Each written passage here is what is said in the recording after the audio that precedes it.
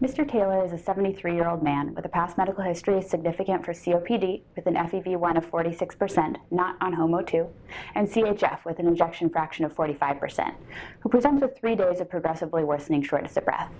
His dyspnea began gradually and has limited his activity significantly, to the point that just prior to admission, he was unable to ambulate to the bathroom. He now has mild dyspnea at rest.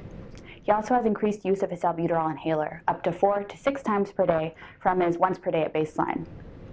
He does not typically use oxygen, but actually had an oxygen requirement in the emergency department of 2 liters.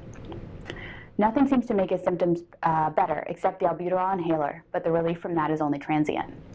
Physical activity and talking both make his breathing worse. The patient also has a cough, productive of green sputum, but has not noted a fever. His wife has had a cold for the past week. Mr. Taylor also had 2 similar episodes of dyspnea in the past 2 years, but neither of those required hospitalization, and both were alleviated with an outpatient Z-Pak, short prednisone taper, and symptomatic treatment. He denies chest pain, palpitations, edema, orthopnea, and paroxysmal nocturnal dyspnea. He's not had any hemoptysis, calf pain, or lightheadedness. He also denies any recent weight loss, dysphagia, abdominal pain, rectal bleeding, or recent travel. He reports taking all of his medications appropriately, and his wife helps him follow a low-salt diet. While in the emergency department, Mr. Taylor was given 2 courses of Duanebs, prednisone 60 mg PO, and azithromycin 500 mg PO.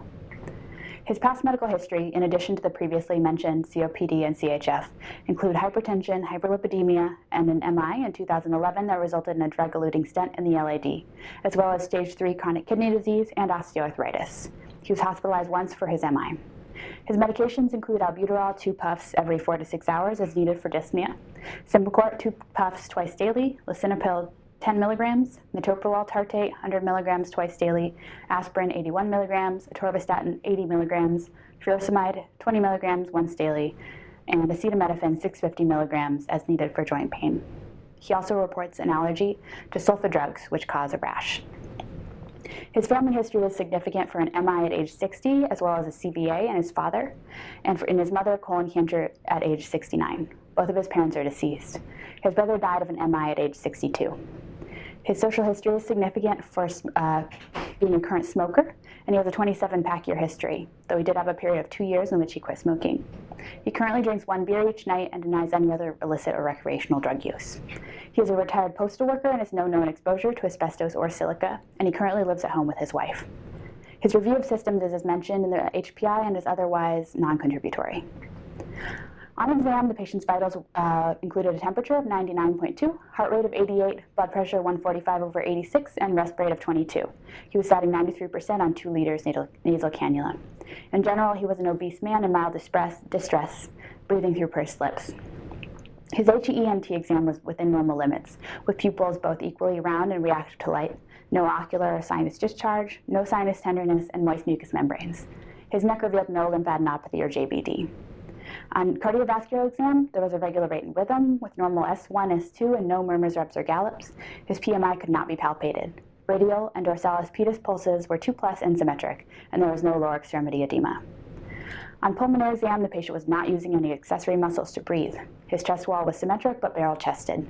Chest was hyperresonant to percussion throughout, with symmetric tactile fremitus at all levels. There was diffuse and expiratory wheezing and decreased air movement, and there were no crackles. His abdomen was obese, non-tender to palpation with no hepatosplenomegaly. Rectal exam revealed brown stool with trace heme positive. His extremities revealed no clubbing or cyanosis, and there was no calf tenderness to palpation. For labs and results, his EKG showed a normal sinus rhythm with a heart rate of 84, normal axis, and normal intervals. There were no ST elevations or depressions and no T-wave inversions. Q-waves were present in V2 through V5 that are old compared to a prior EKG from 2013. There was no evidence of hypertrophy. His chest X-ray showed lung hyperinflation with flat hemidiaphragms. There was mild cardiomegaly, but without any consolidations, pulmonary vascular congestion, or pleural effusion. His CBC showed a hemoglobin of 12.2 with an MCV of 78 and an RDW of 16. White cells were 11.3 with 74% neutrophils and no bands. Platelets were 220,000. His Chem7 was significant for a BUN of 24 and creatinine of 1.6, up from a baseline of 1.4. Troponin was negative and BNP was 120. In summary, Mr. Taylor is a 73-year-old man with a history of CHF and severe COPD who presents to us with 3 days of progressively worsening dyspnea in the setting of sputum change and increased use of his rescue inhaler. Physical exam was notable for tachypnea and diffuse and expiratory wheezing, and his labs and imaging revealed a slightly elevated white count and hyperinflated but clear lung fields on his X-ray. His presentation is most consistent with a COPD exacerbation. CHF exacerbation is possible but less likely given the lack of orthopnea, paroxysmal dyspnea, JVD, or lower extremity edema. And while his BNP is mildly elevated at 120, this BNP level is not specific since it can be affected by other things like renal disease, obesity, and other possible comorbidities in this patient, such as pulmonary hypertension secondary to his COPD. The lack of focal findings on a chest X-ray or physical exam both make pneumonia an unlikely cause. Gradual onset of his dyspnea, the absence of any chest pain, and the lack of lower extremity pain or swelling make PE an unlikely cause as well. And neither a D-dimer nor a CTPE are necessary at this time, based on low risk by Wells criteria. An MI is also unlikely given the absence of chest pain, negative EKG, and negative troponin, so there's no need to trend his troponin levels during this admission. Mr. Taylor does have a mild anemia with a hemoglobin of 12.2, but this level is not low enough to explain his current dyspnea.